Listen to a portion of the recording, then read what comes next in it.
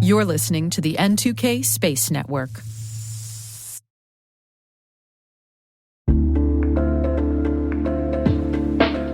And now, a word from our sponsor, SpyCloud, the cybercrime analytics leader.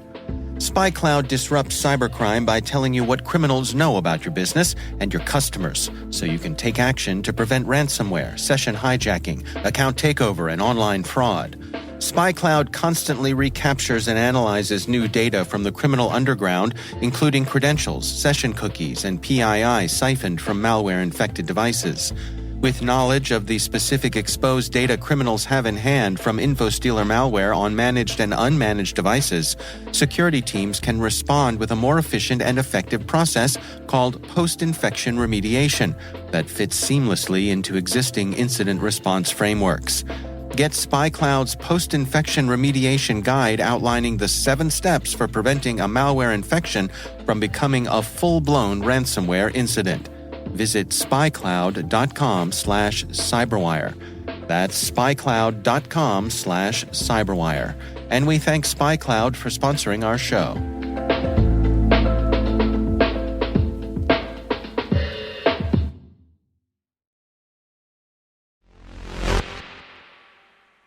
As the saying goes, if you want to go fast, go alone, perhaps. And if you want to go far, go together. And should there be a national space emergency, and really that's a national security emergency, the Department of Defense says it's working on a way to mobilize space services quickly and effectively, which is why part of the strategy that's in the works at the DoD right now is responding to an emergency fast, together, with a commercial space reserve. T-minus 20 seconds to LOS T-dress. Go for deploy. Today is April 27th, 2023. I'm Maria Varmazis, and this is T-minus.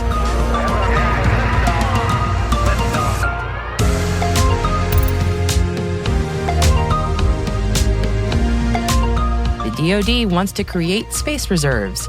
Space Force is creating an outernet. The Czech Republic to sign Artemis Accords. Intellian invests $100 million in satcoms. And more. Plus, today we have our sponsored Industry Voices interview with Russ Anderson, COO and co-founder of RapidFort, where we discuss the importance of software security in the space industry. So let's get to it.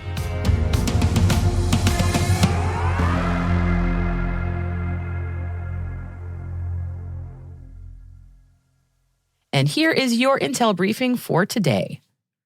The Department of Defense Space Policy Chief John Plum says space-based missions are essential to the U.S. way of war.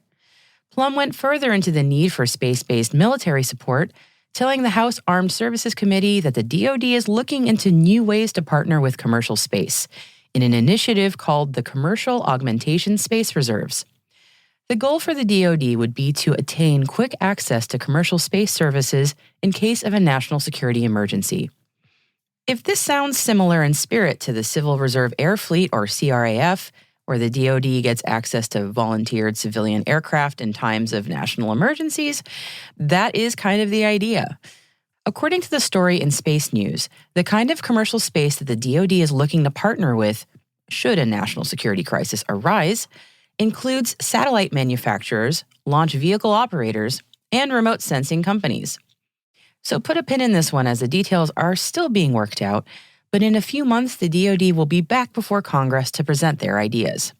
The Commercial Augmentation Space Reserves, or whatever it might be named when the plans are finalized, says Plum, is very important, and I think this is the right time to make sure we're doing it right.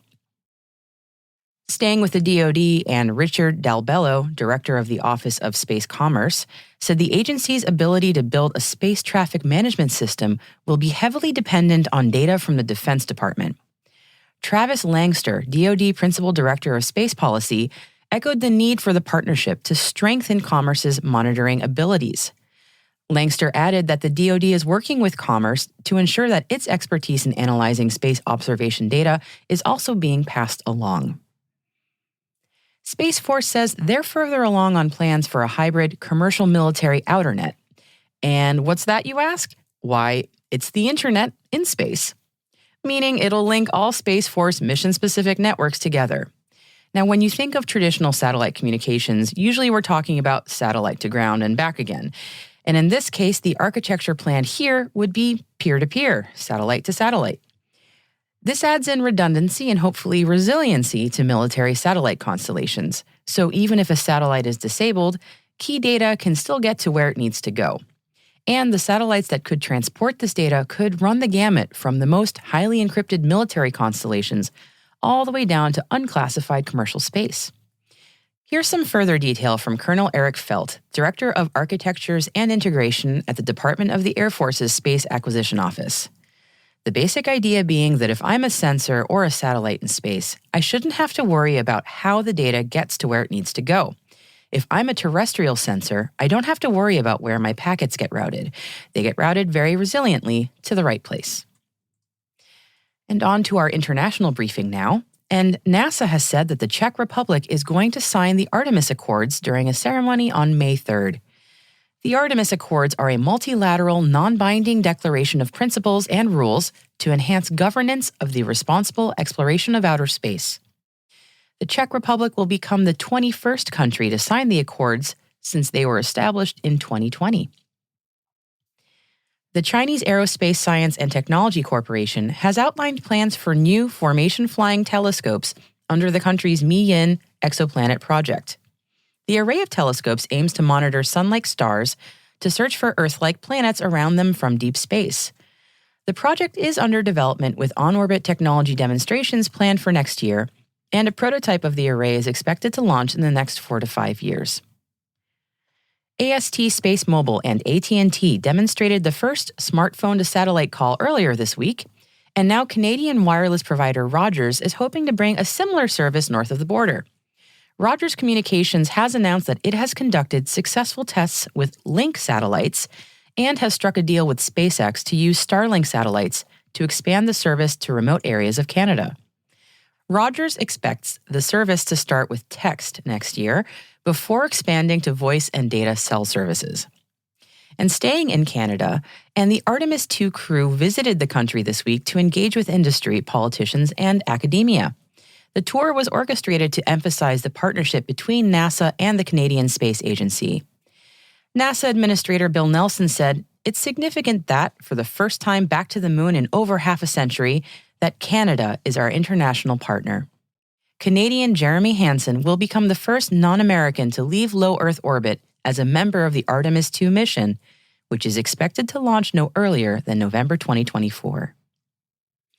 Japanese space startup Astroscale has announced 2 loan agreements with Mizuho and MUFG banks, totaling approximately $44 million. The Tokyo-based company is developing satellite end-of-life and active debris removal services. Astroscale's CFO, Nobuhiro Matsuyama, told Payload that there is a very stark difference in the market conditions compared to a year ago, and capital is very expensive right now. Leading satellite antenna and terminal producer Intellian announced a $100 million investment into the research and development of satellite communication technologies at the official opening of their Advanced Development Center in the city of Rockville, Maryland. The center is Intellian's first and only U.S.-based research and development hub, focused on the phased array antennas and user terminals.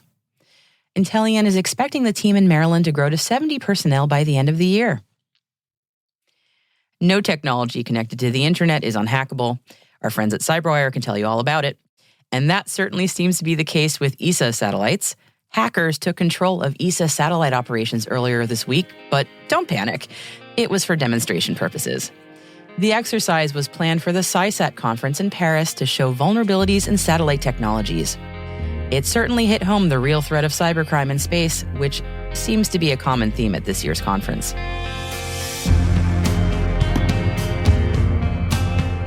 And that completes our Intel briefing for today. To learn more about any of the stories in today's episode, check out our selected reading links on our website at space.n2k.com. We've also included a sci-fi meets science reality piece from The Atlantic on building human habitats in space. It's a good one. Definitely check it out. Stay with us next for Industry Voices.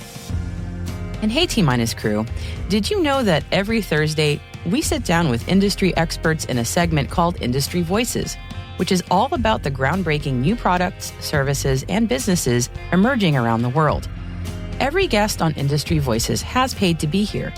We hope you'll find it useful to hear directly from businesses about the challenges they're solving and how they're doing it. And today, you'll hear from Russ Anderson, COO and co-founder of RapidFort, where we discuss the importance of software security in the space industry. Visit space.n2k.com/rapidfort to learn more.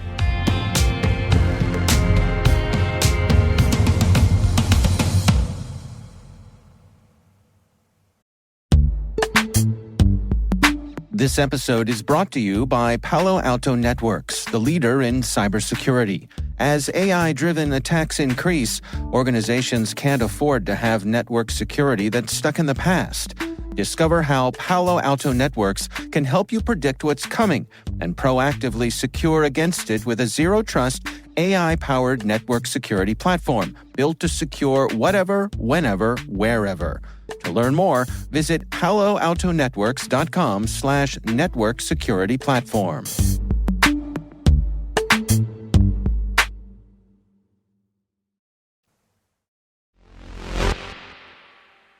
Satellite security has been in the spotlight, especially in the last year. And as this issue gets more attention paid, there are a number of professional best practices from other industries that the space industry can adapt to more quickly ramp up here. One of those is the concept of working and automating security testing into every stage of the entire software development lifecycle. It's an idea that often gets shortened to DevSecOps. Now, DevSecOps is a proactive approach to software security where you're baking it in as you go instead of working out the software and then finding and fixing the vulnerabilities after things have essentially shipped. As software and space systems continue to grow in complexity and maturity, DevSecOps is gaining traction as a best practice. So speaking with me now on the how and why of DevSecOps for space systems is Russ Anderson, COO and co-founder of RapidFort. Here's our conversation. Well, the awareness for security needs for space systems, I'd say, is at an all-time high.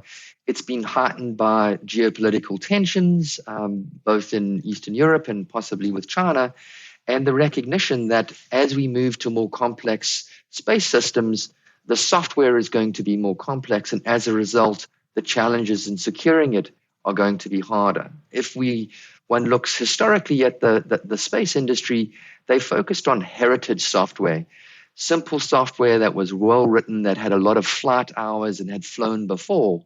And that was actually easy to secure because it tended to use memory-safe languages, the access and interoperability of the software was reduced, and it was essentially the small, safe kernel sitting on essentially a bus in space, which was hard to actually breach.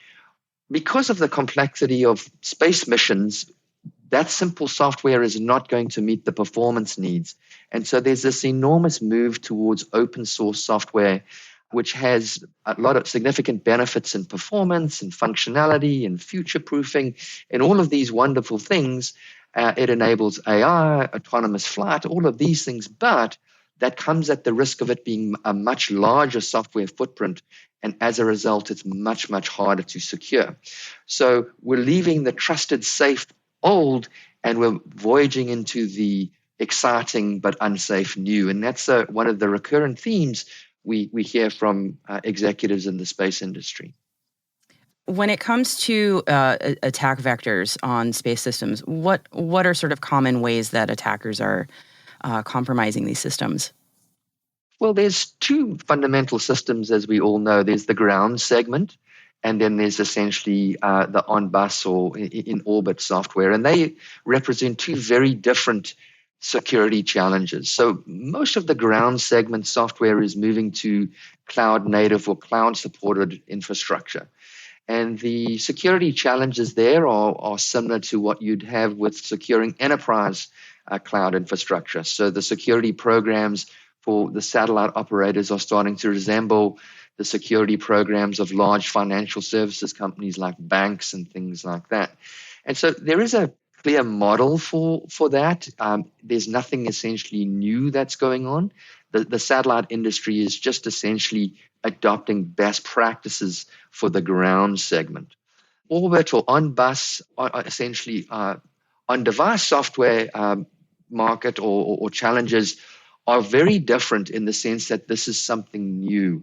There are a few aspects on satellite software which are unique, which create new challenges. And there's a number of subtle things that one needs to do, but it is now possible to start borrowing best practice from the Internet of Things, the industrial control systems in the energy space, and those types of things. And so we're starting to see on satellite starting to adopt critical energy infrastructure, IoT type security paradigms, whereas the ground segment is moving much more to traditional enterprise cloud security paradigms. That's interesting that the two are moving in kind of different parallel paths. Because I think of enterprise and IoT as almost opposite, but that maybe that's not true, but that's just how I think of them. Very astute observation. So when one thinks of these markets are actually converging, and they're converging because of a couple of fundamental trends. But the biggest trend that we're seeing in IoT, in the IoT space, and indeed in automobile spaces, is that historically, if you would look at a car, it had sensors all around the car, and all of these had separate compute and separate software. What's happening now is all of the compute and all the software is being centralized in a single place, and the sensors are essentially becoming much more dumb terminals. And because of that centralization of compute, things like containers, Kubernetes, and those sort of cloud native technologies are starting to appear on IoT devices. So there is going to be a convergence of security challenges as the IoT devices themselves become more powerful and become much more cloud-like and intelligent as they move towards providing enhanced functions and performance. Okay, so it sounds like for recreating a space system, there is a maturity there in building out security from, for the lack of a better term, ground up as you go, as opposed to thinking of it and tacking it on later. So one of the terms that we sometimes use is DevSecOps. Can we talk a little bit about what that means here? Sure. So DevSecOps is a software release methodology which puts security into a traditional DevOps process. And so what do we mean by DevOps? DevOps is the process of continually releasing software. There's a lot more to it, but fundamentally the difference between DevOps and the methodologies before it is the idea of deploying small increments to software continuously. Whereas in the past, satellite software was very waterfall in nature.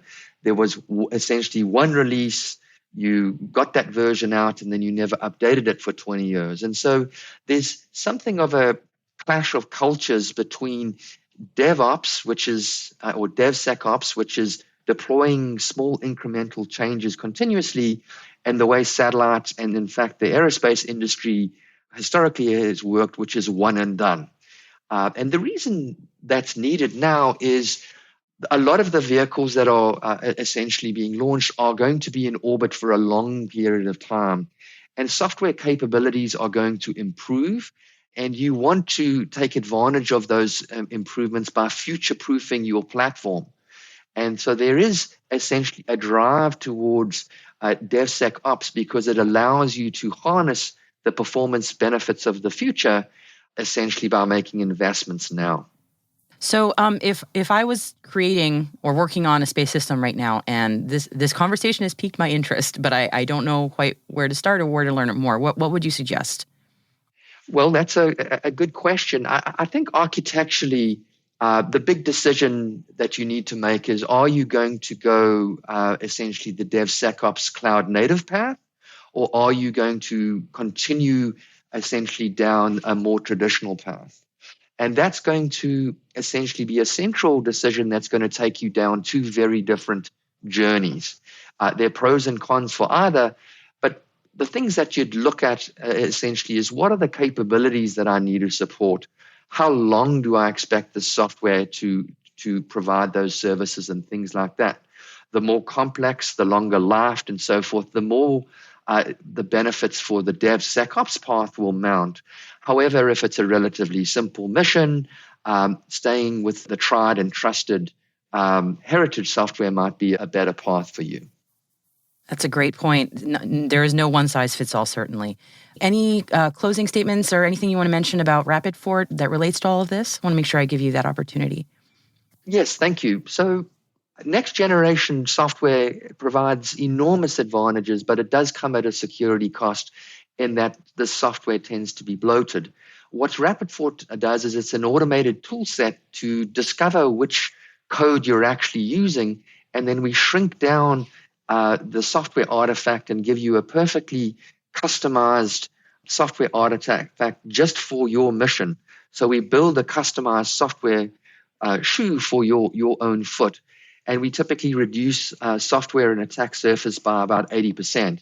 So that means 80% less patches to apply, 80% less vulnerabilities to defend, and that allows you to build and deliver secure software cheaper and faster, and ideally rapidly. Excellent. Thank you, Russ. I really appreciate you coming in to speak with us today. It's been a pleasure. Thank you very much for the opportunity, Maria.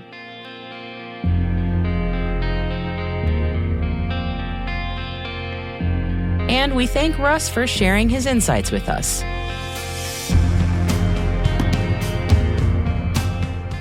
And we will be right back.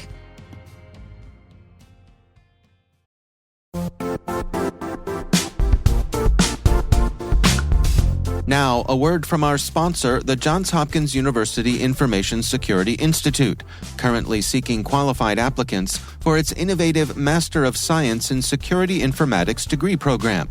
Study alongside world-class interdisciplinary experts and gain unparalleled educational, research, and professional experience in information security and assurance.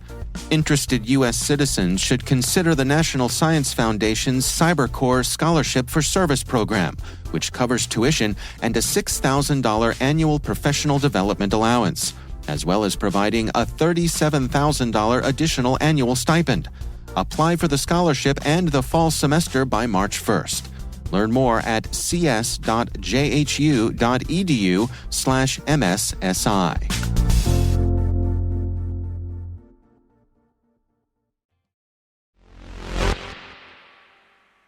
And welcome back. And now for our more fun item for today's show, I'm giving the space community on Twitter credit where it is due.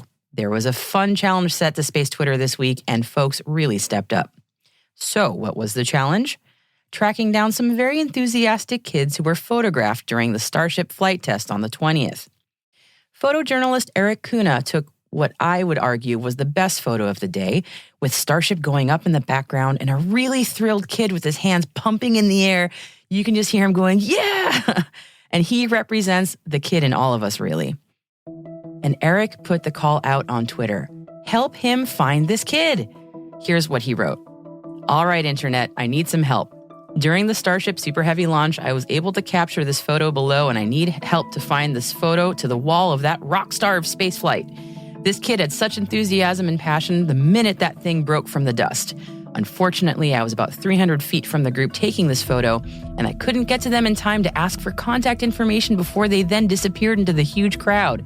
Maybe someone knows who was at the launch, who knows someone, who recognizes someone. Would be cool. Never know. ... This was like the bat signal for Space Twitter. Everyone was retweeting and boosting this thing to make sure excited Starship kids saw his photo. Folks were using their OSINT skills to even identify the brand of the kid's shirt. It's kind of cool. Ars Technica's Eric Berger quoted the photo and said, "Let's find this kid's parents and make sure he grows up with this photo." And that seems to have been the key. Nearly 2,000 retweets and 20,000 likes later, finding the kid in question only took a day. Photographer Eric Kuna soon got a response from the kid's parents, confirming it was them. "We drove down from our small Arkansas town to see the launch," said Dad Matthew Herzl. What a creation and what a special atmosphere and moment. And what a cool commemoration for this kid who will have lifelong memories for sure. So great work, Space Twitter.